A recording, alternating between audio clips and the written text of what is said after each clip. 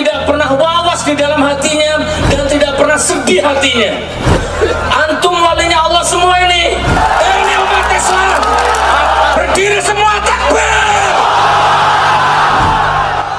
Assalamualaikum warahmatullahi wabarakatuh. Alhamdulillahirabbil alamin. Wassalatu wassalamu ala asrafil anbiya wal mursalin sayyidina wa maulana Muhammadin wa ala alihi wa sahbihi wa barik wasallim ajma'in. Amma ba'du. Alhamdulillah. Perkenalkan, Al-Fakir Muhammad Lutfiansyah Mubarak. Jadi kali ini kita akan ngobrol santai sekalian menjawab pertanyaan dari sahabat-sahabat dan para yang satu resonansi dengan Gus Nur lah istilahnya gitu, dan para netizen yang lainnya dan para yang istilahnya belum dapat pengetahuan yang benar-benar mengetahui tentang kepribadiannya Gus Nur, kesehariannya Gus Nur, karena cuma tahu sekilas di media sosial aja.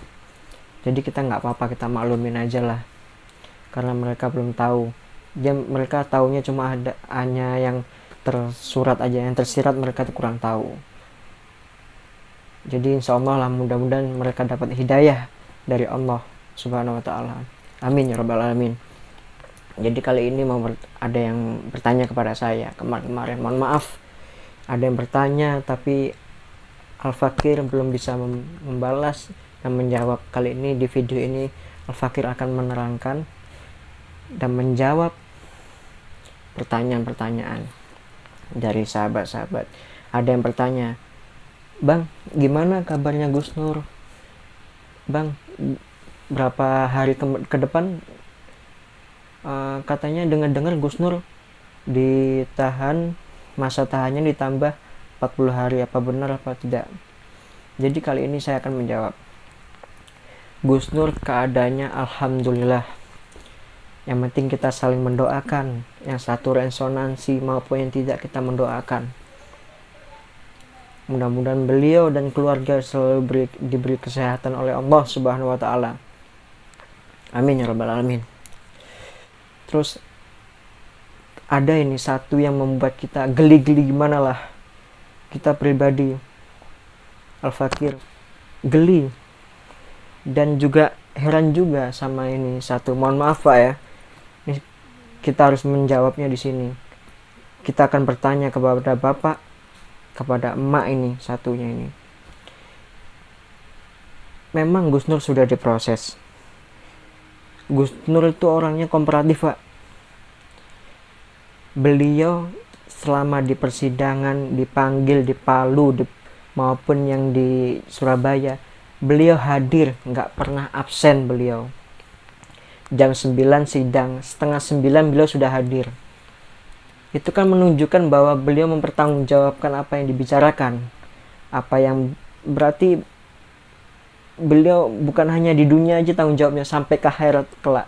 Makanya beliau berani mubahalah. Jadi kadang ada yang bertanya, mubahalah terus saja mubahalah, karena tidak punya apa lagi, tidak punya selain apa lagi kecuali kekuatan Allah. Allah yang maha kuat, la haula wala quwata illa billah. Tidak ada kekuatan selain kekuatan Allah. Kita hanya bisa mengadu kepada Allah. Jadi Gus Nur itu mubahalah karena itu yang beliau punya. Beliau nggak punya apa lagi. Beliau nggak punya backingan. Jadi gitu. Nih saya kasih pertanyaan kepada Bapak ini, Pak Tua, khususnya di channel KBN Nusantara dan mak-mak Banyumas. Kadang saya lihat videonya itu, ya Allah, geli-geli gimana gitulah. Taruhlah kemarin-kemarin, berapa minggu yang lalu, berapa bulan yang lalu, beliau Pak Tua dan mak-mak Banyumas itu, khususnya Pak Tua ini, KBN Nusantara ini, nyinyir tentang Gus Nur, nyinyir tentang kepribadian Gus Nur, nyinyir tentang personalnya Gus Nur, dan kemarin juga nyinyir tentang istrinya Gus Nur. Ya Allah. Pak, saya mau tanya Pak, bapak tua dan emak-emak ini pernah dirugikan nggak sama Gus Nur? Pernah Gus Nur makan uangnya bapak? Pernah Gus Nur makan uangnya emak? Ada masalah bapak dengan Gus Nur? Kan tidak. Sekarang saya buka. Saya belak-belakan ngomongnya ini apa adanya. Insya Allah saya paham. Bapak Sugi Nur Raharja itu saya paham. Atau alias Gus Nur, saya paham. Jadi kadang yang tahu tentang tersurat aja, yang tersirat nggak tahu. Kita tuh harus jangan menilai apapun dari yang paling nampak di permukaan, harus nilai dari sampai ke dalamnya, dari hatinya, kepribadiannya, akhlaknya, kesehariannya. Kalau cuma lihat sekilas berita-berita di media sosial kan kita bisa menilai, oh itu keras, itu ceramahnya radikal, itu khilafah yang katanya dibilangkan gitu kan. Beliau itu Pak, banyak yang bilang dan banyak yang menyampaikan ke saya, Mas Lutfi, Gus Nur yang di YouTube sama Gus Nur yang langsung saya ketemu kok berbeda ya. Yang di YouTube begitu keras beliau, begitu yang kata-kata mereka radikal, ngomongnya kasar, gibah katanya gitu kan. Kok saya ketemu langsung sama Gus Nur orangnya ramah, menerima tamu, semuanya diterima, dan suka membantu orang. Itu saya kasih tahu kenapa Gus Nur nyinyir, kenapa Gus Nur ngomongnya kayak gitu kepada rezim pemerintah. Karena satu, kesalahannya Gus Nur cuma satu. Mau tahu nggak apa kesalahan Gus Nur? Cuma satu. Karena Gus Nur terlalu lantang, terlalu berani menyuarakan amar ma'ruf nahi mungkar, menegakkan yang hak dibilang hak, yang batil yang dibilang batil, putih putih, hitam hitam. Itu Gus Nur menegakkan itu. Kenapa Gus Nur bilangnya sampai kayak gitu? Karena Gus Nur langsung berhubungan dengan masyarakat, langsung mendengar dari telinganya beliau. Gus, bagaimana keadaan gini sekarang, Gus, bagaimana Gus perekonomian sekarang? Itu Gus Nur tuh rasanya kuat Pak, Bu, semua nih saudara kita kalau tahu beliau Gus Nur, rasanya tuh, kepekaannya tuh luar biasa. Beliau tuh orangnya nggak tegan, makanya beliau ngomong kayak gitu ke rezim, ke pemerintah. Tapi cara beliau kan memang kayak gitu. Ya kita pahamin aja lah, setiap orang kan pasti berbeda-beda caranya. Ada yang caranya lembut, ada yang cara yang sedengan, ada yang caranya agak-agak terlalu lantang. Jadi kita harus memahami bahasanya kan bukan dari apa yang diucapkan, maksudnya. Kok bisa ngomong kayak itu, maksudnya apa? Oh berarti pengkritikan. Contoh lah kemarin ngaji segoro yang terlahir kemarin itu, Gus Nur waktu ngaji itu didatangkan, coba lihat di videonya sebelumnya di Munjiat Channel ada itu, ada satu jamaah datang dan beliau pakai baju Gojek lah, pakai seragam Gojek. Jadi beliau mengadukan kehidupannya beliau, keadaannya beliau, Pak Gojek ini beliau kadukan kepada Gus Nur di saat acara ngaji segoro. Coba lihat Bapak, kenapa kok Pak Gojek jauh-jauh dari Bangil datang ke Malang cuma ngomong kayak gitu, sekalian mengungkapkan semua apa yang beliau rasakan Pak Gojek itu, kehidupannya begitu susahnya sekarang kehidupan ini yang beliau rasakan Pak Gojek itu. Apa? Gus Nur tuh orang nggak tega, makanya beliau bantu Pak Gojek itu sampai beliau menyempatkan waktu datang ke sana, datang ke rumahnya Bapak Gojek itu. Itu menunjukkan, ada yang bilang, oh membantu orang kok apa? Dibuat video, dibuat vlog, pengen jadi selebgram, pengen jadi artis katanya gitu kan, sombong, riak, takabur katanya. Soalnya kan kayak contohnya program-program Gus Nur kan banyak. Contohnya yang lagi berjalan ini kan infak beras. Infak beras ini kan uang dari jamaah yang ngumpul itu, mau jamaah maupun bukan yang ngumpul itu kan setiap hari Jumat pasti mengadakan infak beras. Jadi uangnya ini kan dari jamaah-jamaah Gus Nur Haji Bareng kan dikumpulkan, terus dibagikan kepada orang yang membutuhkan, contoh kayak yayasan panti asuhan atau pokoknya yang sangat membutuhkan lah, kita bantu, dibantu oleh Gus Nur, dibantu oleh Umi, istrinya Gus Nur. Soalnya kalau tidak dimasukkan ke video, tidak dijadikan video, tidak dimasukkan ke YouTube, nanti juga ada yang nyinyir juga, oh itu uangnya yang kemarin kemana, oh itu donasi-donasi yang untuk infak beras kemana. Jadi kan sulit juga. Itulah, dimasukkan ke YouTube dinyinyirin juga, katanya dibilang riya, sombong, takabur, gak dimasukin dibilangnya makan uang jamaah, kan sulit juga. Jadi kita pahamin aja, yang penting kan amanah dari mereka-mereka yang infak beras itu kan, yang penting kan sudah dibantu oleh GN13 dan Gus Nur Manajemen untuk disalurkan kepada yang membutuhkan, yayasan dan lain-lainnya. Jadi yang penting itulah, itu pelajaran bagi kita. Gus Nur tuh rasanya nggak kuat, Pak.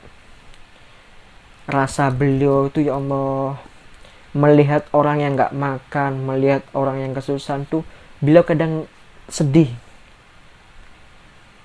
Contoh lah, saya pertama kali kenal sama Gus Nur, Bapak Sugi Nur Harja. Pertama kali saya kenal. Waktu itu mengantar salah satu ustadz ke stasiun. Jadi di stasiun itu kan kita naik mobil dari rumah, dari Malang ke stasiun Kota Baru, kita naik mobil. Sudah kita antarkan lah ustadznya, kita pulang. Pas kita pulang, saya sama Gus Nur berdua di atas mobil itu. Ada ya mohon maaf, orang yang di pinggir jalan minta-minta itu kan, ya Gus Nur sampai bilang gini, Mas kita berhenti dulu Mas Lutfi. Oh enggak Gus, mau ngapain Gus? Sekalian Mas Lutfi ada uang. Buat apa Gus? Itu buat ngasih bapak-bapak itu yang membutuhkan, soalnya saya tidak pegang uang. Kalau Mas Lutfi ada uang, saya pakai dulu untuk ngasih bapak-bapak itu. Gimana Pak? Ini yang nggak tersorot ke media, yang tidak tersorot ke YouTube, tidak tersorot oleh video yang lain-lainnya. Kalau ini disorotkan, pasti banyak yang nyinyir. Saya jamin pasti banyak yang nyinyir. Ya imbang juga, ada yang nyinyir, ada yang ya subhanallah Gus gitu kan, istilah gitu.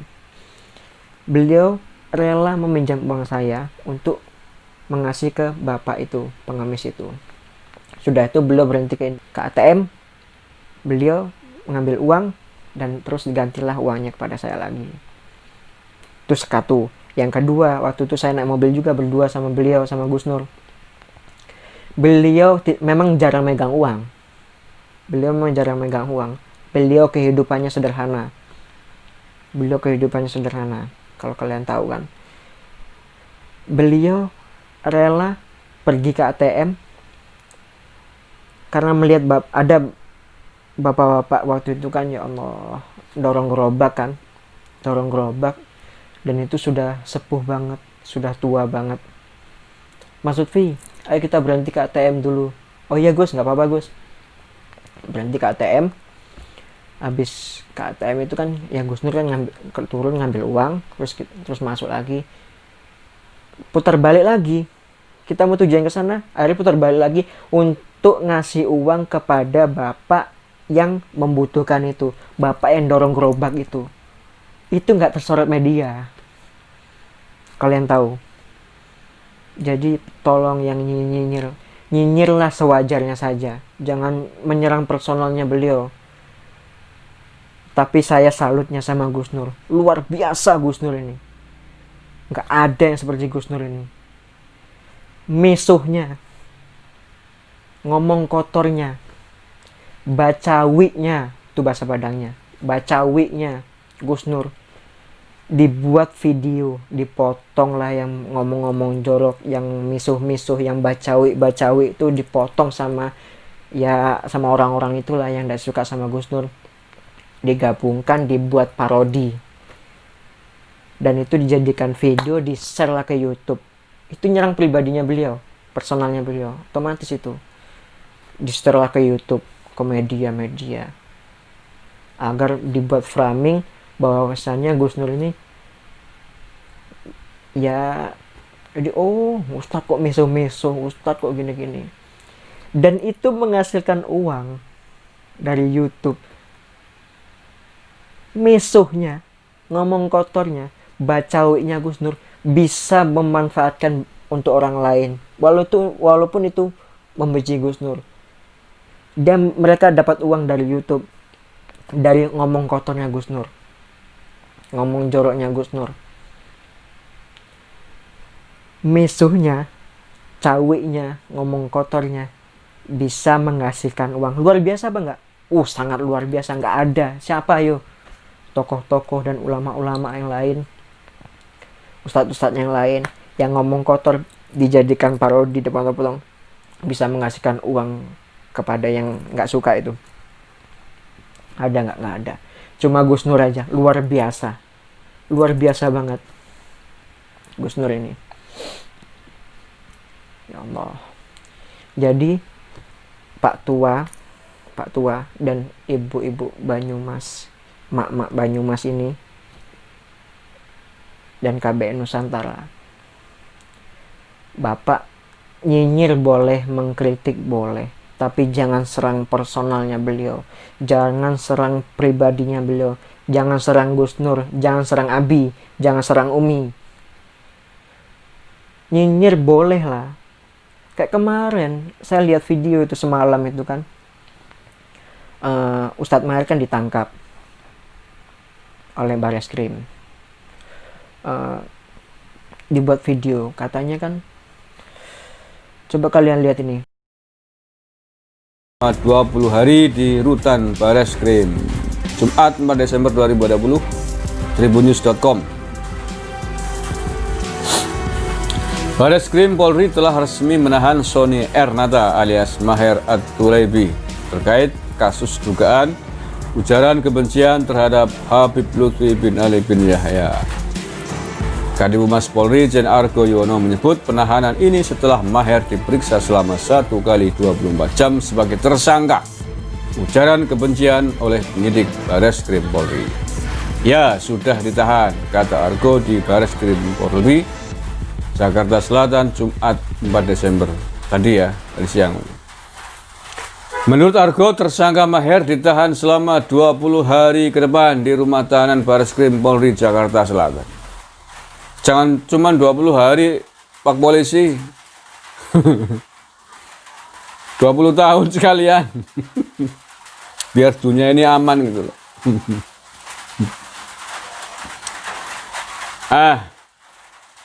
Itu ya, Sony Ernata, ternyata namamu keren juga ya.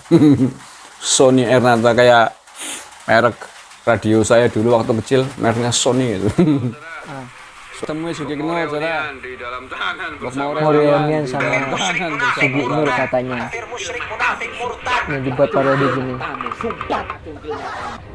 Mau reunian bareng Sugi Nur katanya gitu, ketemuan reunian di sel tahanan. Ya Allah, kadang saya kasihan juga sama Pak Tua ini, ya Allah. Berhentilah Pak. Gus Nur kan sudah ditahan. Beliau orang yang kooperatif. Ditangkap, beliau nggak melawan. Beliau menerima dan bertanggung jawab apa yang beliau katakan. Gitu. Beliau orang yang bertanggung jawab. apa yang beliau katakan. Makanya beliau berani mubahalah. Orang yang berani mubahalah, apalagi di atas Al-Quran, nggak sembarangan Pak. Al-Quranul Karim, Al-Quranul Azim. Kalau sekali berdusta bahaya, akan laknat Allah. Allah Maha Kuasa atas segala-galanya. Itu. Jadi pesan saya kepada Bapak KBN, Bapak tua ini, berhentilah menyerang personalnya Gus Nur. Berhentilah menyerang pribadinya Gus Nur dan Umi dan keluarga-keluarga. Kritik boleh lah, tapi jangan menyerang pribadinya. Jangan motong-motong video yang barusan ini yang ditunjukkan di YouTube barusan ini di channelnya. Misuh-misuhnya kan kelihatan sendiri kan. Janganlah. Ya Pak ya. Mudah-mudahan Bapak tua, Pak KBN Nusantara ini dan Mama Banyumas dan saudara-saudara yang lain yang ada di Banyumas yang lagi terkena musibah banjir bandang itu, ya Allah, mudah-mudahan diberi ketabahan, kesabaran, mudah-mudahan tidak ada apa-apa pun ya Allah, amin ya rabbal alamin. Mudah-mudahan segera surut banjirnya, amin ya Allah, amin. Mudah-mudahan Bapak tua KBN ini dan Mama Banyumas diberikan hidayah, petunjuk, mudah-mudahan bisa melihat yang tersurat dan tersirat yang ada di lahir maupun batin, jasmani maupun rohani. Ya amin ya rabbal alamin. Mari kita doakan bersama-sama untuk Gus Nur dan keluarga dan umat muslim wal awal wal akhiru. Seluruh alam semesta ini kita doakan, maupun api, angin, udara, asap, debu, petir, cahaya, tanah. Kita doakan 8 penjuru ini. Kita kirimkan Al-Fatihah dan sholawat. Binniyati liridhaillah wa binillah wa bisyafaati Rasulillah sallallahu alaihi wasallam. Biqabul bisirillahumul Fatihah. A'udzu billahi minasyaitonir rajim. Bismillahirrahmanirrahim. Alhamdulillahirabbil alamin arrahmanir rahim maliki yaumiddin. Iyyaka na'budu wa iyyaka nasta'in ihdinas siratal mustaqim. Siratal ladzina an'amta 'alaihim ghairil maghdubi 'alaihim waladdallin. Amin. Cukup sekian dari Al-Fakir. Mohon maaf ada kata-kata, ada ucapan yang salah, mohon dimaafkan. Al-Fakir pribadi Muhammad Lutfiansyah Mubarak. Cukup sekian. Mudah-mudahan bermanfaat video ini, mudah-mudahan bisa memberikan tambahan ilmu yang tidak tahu menjadi tahu, sama-sama kita belajar semuanya ke depannya ya. Ilal liqa fi amalillah. Assalamualaikum warahmatullahi wabarakatuh.